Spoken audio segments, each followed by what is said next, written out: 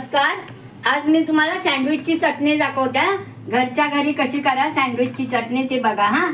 हे बघा, 1 वाटी कोथिंबीर घेतले, 1 वाटी पुदिना घेतलाय, थोडी साखर घेतली चवीनुसार, मीठ घेतले, जिरं घेतले, लसूण आणि शेंगदाण्याचं कूट घेतले थोडं, आणि ह्या मिरच्या आणि लिंबू।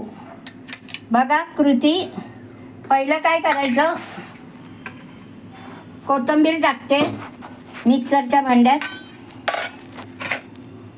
मग पुदिना जास्त घेतला ना तर छान वास येतो।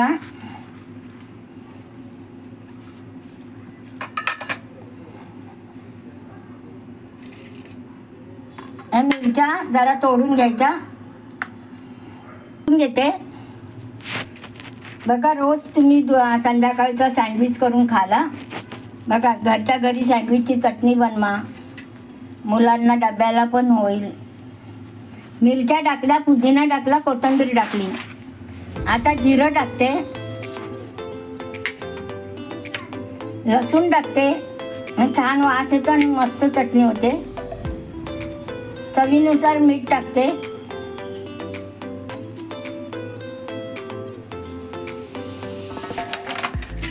आणि साखर टाकते, आणि हे शेंगदाण्याचं कूट टाकते। लिंबू का घेतलाय, चटणी छान होते आणि चटणी आहे ना काळी पडत नाही ना, म्हणून लिंबू पिळायचा नंतर। चटणी झाल्यानंतर मिक्सरला लावल्यानंतर लिंबू पिळायचा। आता मिक्सरला लावू नये ना, तुम्हाला चटणी दाखवते। बघा, आता चटणी आपली झालेली आहे, वाटून मिक्सरला लावले। बघा, मिक्सरच्या भांड्यातच आहे। आता ना आपण एका वाटीत काढून ठेवायची। तुम्हाला दाखवते। मग ही चटणी एका छोट्याशा डब्यात भरून ठेवायची। जेव्हा आपल्याला पाहिजे ना तेव्हा सँडविच बनवाल ना तेव्हा काढायची फ्रीजमधून। फ्रीजमध्येच ठेवा, खराब काय होत नाही। चांगली 4-5 दिवस तरी तुम्ही सँडविच करून खाल, डब्याला लहान मुलांना पण द्याल। एवढी काही तिखट नसते, थोडी थोडी लावा।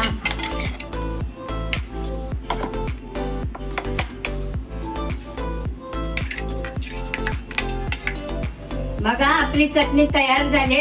ही चटणी पुदिना चटणी आहे आणि सँडविचसाठी आहे ही चटणी केलेली। सँडविचलाच वापरायची।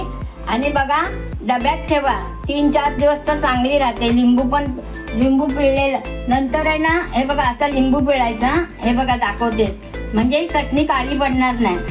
हे बघा, हे बघा वरती लिंबू पिळायचं थोडं। बघा, चटणी काळी पडावी नाही म्हणून लिंबू पिळलाय थोडा। बघा, असंच ठेवायची डब्यात भरून। जेव्हा पाहिजे ना तुम्ही सँडविच कराल ना, डब्याला करा किंवा कामावरून आल्यावर सँडविच करून खावा। बघा, काकीने कशी छान चटणी दाखवले। ही चटणी जर तुम्हाला आवडली असेल, सँडविच करून बघा, आणि तुम्हाला आवडली असेल तर लाईक करा, शेअर करा, सबस्क्राईब करा आणि कमेंट छान छान करा। चटणी आवडली तर मस्त तुम्ही काकीला कमेंट करा छान छान। नमस्कार, धन्यवाद।